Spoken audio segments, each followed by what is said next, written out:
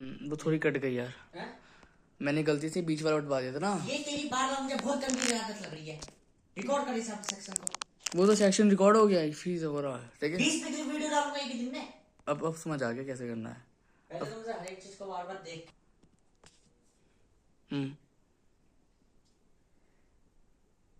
कैसे मान लो तुमने केस कर दिया 10% में, कोर्ट में किया केस, अगर तुम्हें नेगोशिएटिंग नहीं आती डेट में, तुम ये केस हार जाओगे और चोर होके गांड में डंडे पड़ेगी।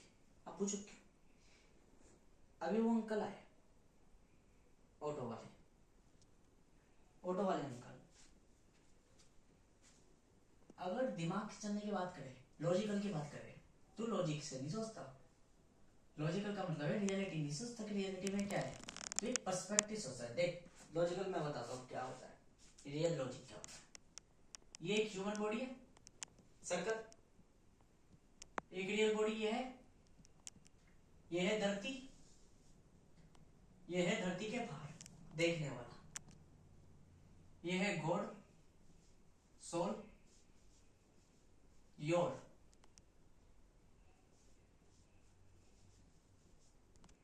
ये तुम, हमारी ह्यूमन बॉडी।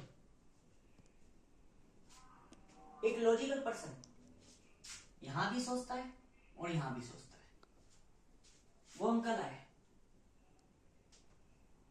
ये जो गंदे इंसान है,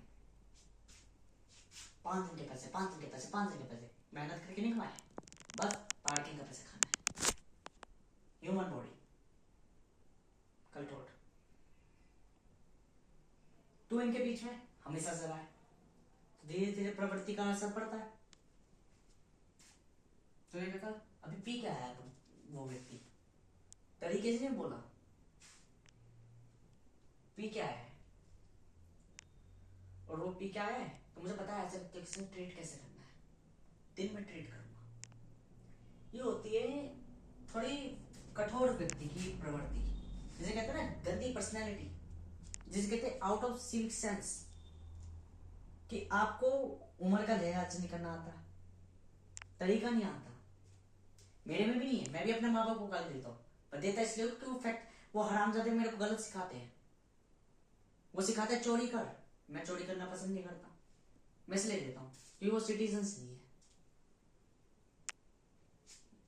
अनदर पर्सन, जब मैं आपकी क्वालिटी आपको बता रहा हूँ तब तो आपको लग रहा है कि हाँ मैं गलत कर रहा हूँ, बट कभी आप खुद नहीं सोचोगे।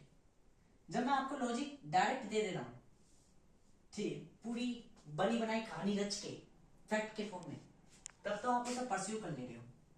और जब खुद के लॉजिक की बात आती है, खुद विचार करने की बात आती है, तो आप इसे कनेक्टिव नहीं कर पाते। ये है रियल लॉजिक का साइन, सिंपल। कैसे कनेक्टिवनेस करना चीजों को, आइडियोलॉजी कैसे बनाना, ठीक है अंकल जी, ठीक है। ये होता है कनेक्टिवनेस का, ये होता है लॉजिक। आप अपनी सोल से, आप वातावरण से प्रभावित ना होकर किसी व्यक्ति को बुरा ना कहकर आप सोच रहे हो हाँ चलो उम्र से बड़ा है, ये होता रहता है, ट्रीट करना है, इससे तुम्हें चालाकी नहीं आएगी, सही बना आएगा, गलत नहीं आएगा। पर अगर कोई माँ बाप कह रहे चालाकी चालाकी चालाकी, वो माँ बाप सारे, क्योंकि माँ बाप भी ह्यूमन है। This is your logic. यहाँ के बेस पर सब ह्यूमन बॉडी है, यहाँ के बेस पर सोचोगे तो गॉड बनोगे, वरना इसकी एक उल्टी प्रोपोर्शनलिटी भी है। शैतान बुद्धि विपरीत चल रहा है, यहाँ बुद्धि का ग्रोथ हो रहा है, यहाँ बुद्धि अधिकतर हो रही है, विनाश बनेगा। इसलिए मैं कहता हूं तेरे अधिकतर चांसेस ये है जेल में जाने के, जेल में जाने के, सुताई होने के। नहीं माना आज नहीं जाएगा, और मान भी गया तब भी जाएगा। जिंदगी ऐसी है जेल में जाने वाली, सुतने वाली। वैसे मेरे को देना नहीं चाहिए नेगोशिएटिंग की तरह को टूल कि तू आज से इसमें काम करे, बट ये तुझे नेगोशिएटिंग में सुतने नहीं देगी। सुतने का मतलब है हारने नहीं देगी। रियलिटी क्या है, मैं तो तुझे नेगोशिएटिंग की पावर दे रहा हूँ, कल को तू 10 लोगों पे गाड़ी चढ़ाकर नेगोशिएटिंग के बेस पर, बोलने के तरीके के बेस पर, वो 10 लोग तेरा कुछ नहीं बिगाड़ सकते। जैसे होती है डेविल पना, रूल्स, पावर ऑफ गॉड, कि 10 जगह पे गाड़ी चला दी, गलत है और तुझे उसका अफसोस भी नहीं है, और दुनिया जब तेरे से सवाल पूछना है तो दुनिया के मुंह पे झापड़ मार दे रहा है, क्योंकि दुनिया का दिमाग मैनिपुलेट कर दे रहा है। कोई दुनिया वाला तेरे से सवाल पूछना है, तुमने 10 लोगों पे गाड़ी चला दी, क्या तुम्हें शर्म आए? तूने वहां इस तरीके से एक्सक्यूज दिए, तेरी कोई गलती नहीं थी, और सामने वाले को ऐसे दिखा आज की तो कोई गलती नहीं थी, तो शरीफ था। क्या है ये नेगोशिएटिंग? तूने सामने वाले को इस तरीके से दर्शा दिया कि वो 10 लोग बेचारे अपनी जान से गए। जिस तरीके से हरकतें हैं, वो हरकतें ये बताती है कि जेल में जाना तेरा अनिवार्य है, सुतना जरूरी है। पापी व्यक्ति का काम ये है कि उसको उसका दंड मिलना जरूरी है, पर नेगोशिएटिंग वो टूल है कि एक पापी व्यक्ति भी, एक गलत व्यक्ति भी अगर उसका इस्तेमाल करना जानता है तो उसको दंड नहीं दिया जा सकता। मतलब ये रूल्स को ब्रेक करता है। किसके बेस पर? झूठ के बेस पर। इसके बेस पर कैसे? झूठ के बेस पर फैक्ट्स को क्रिएट करके। फैक्ट्स ही तो परस्यू कर रहा था, ये लॉजिक का परस्यू कर रहा था। लॉजिक को फैक्ट के फॉर्म में जब इसे बताया तो इसने परस्यू करा। तो फैक्ट के बेस पर ये क्या कर रहा है? क्रिएट। इसको क्रिएट की पावर दे दी, रचने की, रिमेक की पावर दे दी। तो इसने क्या करा? इस झूठ का गलत इस्तेमाल, झूठ के बेस पर गलत करने के बाद भी इसको दंड नहीं दिया जा सकता, क्योंकि ये व्यक्ति लोगों को मैनिपुलेट करेगा। तो फिर ऐसे का विनाश पता है कैसे होता है? ऐसे का विनाश होता है ऐसे जैसे कि रावण है, सर्वशक्तिमान है, इंसान इसका कुछ भी बिगाड़ सकते, इंसान इसके तले में चाट रहे, पर कोई ईश्वरीय टपकेगा, वो क्या करेगा? इसको ओवर पावर कर देगा। इसका विनाश कैसे करेगा? ये मैनिपुलेट दिमाग से तो कर रहा है, मैनिपुलेट दिमाग से तो कर रहा है, पर है तो ह्यूमन बॉडी।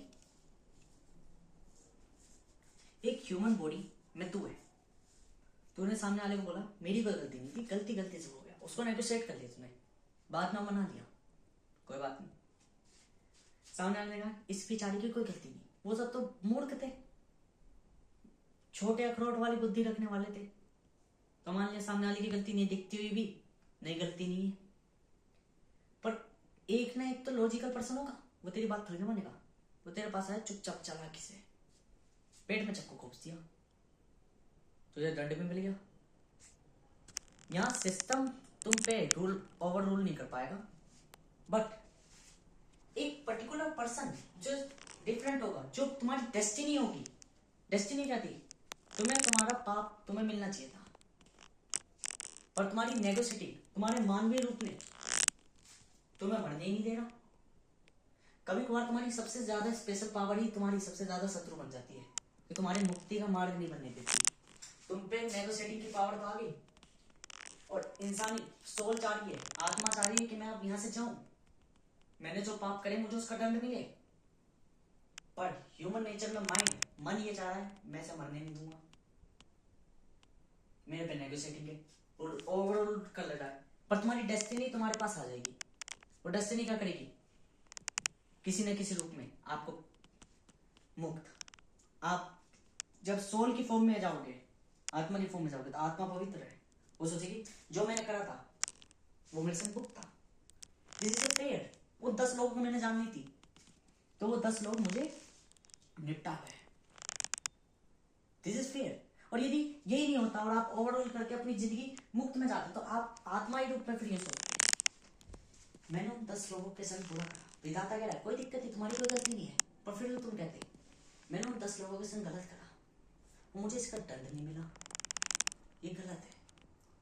तब आप कहते ये गलत है। ऐसे विधाता को तो खुद ही इस धरती पर आकर उन 10 लोगों की जगह बैठ जानी चाहिए। ऐसे सिस्टम का कोई जीने का हक नहीं है। सिस्टम मतलब कि ऐसे ऑपरेशन, ऐसे वर्ल्ड का, ऐसे गेम का कोई क्रिएट का मतलब ही नहीं है। ऐसी दुनिया को कोई अस्तित्व नहीं है जहाँ फेयर ना हो, फेयरनेस ना हो, क्योंकि फिर आत्मा क्या सोचेगी? यदि मैं उन 10 लोगों की जगह होता, मेरे संग भी जो मैं उस टाइम पे एक ह्यूमन था, उस ह्यूमन की जगह कोई और ह्यूमन होता, तो मेरे पे क्या बीतती? क्या मुझे जस्टिस मिली? ये लॉजिकल ब्रेक। आत्मा लॉजिकल होती है, देखो ना, लॉजिक यहाँ चल रहा है, लॉजिक यहाँ चल रहा है, फील्डिंग से बाहर, धरती से बाहर, दुनिया से बाहर, और बॉडी कहाँ है दुनिया में, ये फैक्ट पे चल रही है, ये लॉजिक चल रहा है। ऊपरी मन, मस्तिष्क, मन, मस्तिष्क और आत्मा, 3 स्तर आते हैं, होते 4 स्तर है, 2 मन होते हैं, एक मस्तिष्क और एक आत्मा। ये जो चीज समझ में आई कि जस्टिसनेस, ठीक है, ये चीज समझ में आ रही है, आत्मा रूप में ये मान रहा है, इंसानी रूप में वो। अब ये गेम जो चला पूरा, एक ओवरऑल गेम जो चला, मैं एक सिस्टम भूल गया यहाँ पे, ये जो ओवरऑल गेम चला, गॉड एंड वो सोल वगैरह, ठीक है, विधाता वगैरह, ये सब चीजें, कि आत्मा क्या करेगी, आत्मा अपने आप को वो, एक मिनट देखा जी, कर भाई रिकॉर्ड रेडी। बस यहाँ से पकड़ लियो, कुछ नहीं दबाना। हम दोबारा में कुछ तो ही तो भाई हो। तो सिस्टम पर थोड़ी बात हो रही है कि सिस्टम क्या करेगा आपको, आप उस सिस्टम को, मैकेनिज्म को, तो समझोगे दुनिया जो है, दुनिया में क्या हो रहा फर्क, कि आपने 10 लोगों को चल दिया, आपको नेगोशिएटिंग थी, आप पे पावर थी, आपको वो नहीं मिली, आपकी डेस्टिनेशन, आपने फैक्ट्स के बेस पर ये निर्धारण कर लिया कि वो गलत नहीं है, पर आत्मा क्या है, प्योर है, आत्मा ये दिखाएगी, आत्मा खुद कहेगी कि हाँ जस्टिफिकेशन है या नहीं है। अब ये यही एक अंदाजा लगा, जब मैं कह रहा था कि महाभारत में भी ऐसे तो हुआ था, कर्ण को कृष्ण कह रहा था बार बार, विधाता कह रहा था खुद कि तुम ये बात मत मानो कि तुमने द्रौपदी को ये शब्द कहा कि तुम वो क्या बोलते हैं, तुम मतलब कि गलत कहा था। तो कर्ण कह रहा पता नहीं उस टाइम पे मेरा ऐसा क्या हुआ था कि मैंने ये बात कह दी, विधाता ने कही तब कही कि तुम्हारी कोई गलती नहीं थी, ये तो मैंने रचा हुआ चीज थी जो तुमने कही, इसमें तुम अपने आप को दोषी मत मानो। कर्ण ने अंतिम समय तक माना कि मेरी मृत्यु का कारण वो नारी है, अगर नारी होती तो कोई ना कोई नारी मारती, पर जब कर्ण मरा तो कोई नारी तत्व था वहां पे नहीं, मिट्टी थी, मिट्टी के स्थल के ऊपर पहिया था, पहिया कौन सा तत्व था, पुरुष तत्व, मिट्टी धसी, स्थल पे धसी, स्थल क्या था, पुरुष तत्व है, प्राण लिए, तीर ले लिए, तीर क्या था, पुरुष तत्व, वो पुरुष तत्व ने कर्ण की मृत्यु करी, नर ने मृत्यु करी कर्ण की, ना कि किसी नारी तत्व ने, मतलब कि नारी तो उसका कारक थी नहीं मृत्यु का। तो कर्ण ने जो शब्द बोले थे कि वैश्या, ये सब चीजें, कि तुम तो 5-5 आदमियों की बीवी हो, तो क्या उसके चक्कर में मृत्यु थी, नहीं, विधाता खुद कहते, मतलब कृष्ण खुद कह रहा था कि भाई तुम अपने आप को दोषी मत मानो, फिर भी वो दोषी मान रहा, क्यों, उसकी आत्मा पवित्र थी, वो इधर यहां से भी सोचता था, वो यहां होकर भी यहां से सोचता था, वो कह रहा ये शब्द मेरा गलत है, और अगर दुनिया मुझे इस चीज का दंड नहीं देती तो ऐसी दुनिया का होना ही बेकार है। अब देखो उस व्यक्ति की तरह बनो जो व्यक्ति मानव होकर, ईश्वर तक खुद मानवीय रूपों में होकर इतनी तेज नहीं रख पाता, उस व्यक्ति का तेज देखो कि मानव के शरीर में होकर, और आत्मा तब भी स्वतंत्र है इंद्रियों से, क्योंकि मानव के शरीर में इंद्रिया है, वो इंद्रिया उसको उसके तथ्य बदलती है, वो उसको विचार वो नहीं करने देगी जो वास्तविकता करती है, ब्रह्मांड करता है, ब्रह्मांड नियमों पे चलता है, ब्रह्मांड के अंदर जो प्रकृति है वो नियमों पे चलती है, और तथ्य वही नियम है जो वातावरण के सबसे तय होता है। अब उस व्यक्ति का तेज देख लो कि वो व्यक्ति मानवीय रूप में होने के बाद भी उस पर किसी इंद्रियों ने वश नहीं कर रखा था, और वो ये बात कह रहा कि ऐसी दुनिया को कोई होने का वश नहीं, वो कोई अधिकार नहीं है यदि वो मुझे दंड नहीं दे इस शब्द के बेस पर। विधाता खुद कह रहा है कि भाई तुम्हारी कोई गलती नहीं है, और फिर भी बोले रहा है, ये तेज है, ऐसा तेज। अब जैसे मैं तुझे बता रहा हूँ, आधी बातें तो तुझे बुरी लगी हो कि मैं तुझे जेल में ठोकने के कह रहा हूँ, लगती है, स्वाभाविक है, तू करण जैसा तेजवान थोड़ी ना इतनी, ठीक है, कि भाई अपनी बातें सुनकर तू रख लेगा, अभी को इग्नोर कर देगा मुंह पे, बट रियलिटी में मन ही मन अंदर अंदर ये हो रही होगी, मुझे ऐसा ऐसा कह रहा है, बढ़िया, मैं सच्चाई बता रहा हूँ, आने वाले भविष्य में होगा क्या होगा, अगर तूने इस ये तो मैंने बता दी, तुझे नेगोशिएटिंग कर लेगा, नेगोशिएटिंग, यदि इसको पा लिए, इस तत्व को पा लिया, तो समझे जेल में तो तू जाना निश्चित है, सुताई, और वो सुताई का दर्द ताप होना इस चीज से है।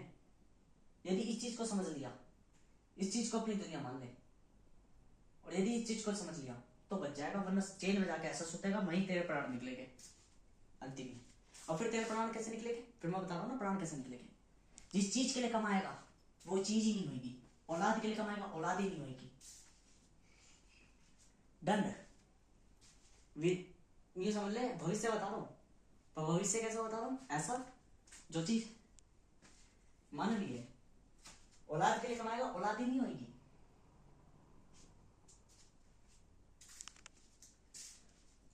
जितनी बातें मैंने कही तो देखो तेज की, देखो वो मेरे को तो हकीकत में देखो विधाता खुद कह रहा है तुम्हारी गलती नहीं है। वो कह रहा है कि अगर मुझे मेरा दंड नहीं दिया गया इस बेस पर तो इस दुनिया का होना है बेकार है।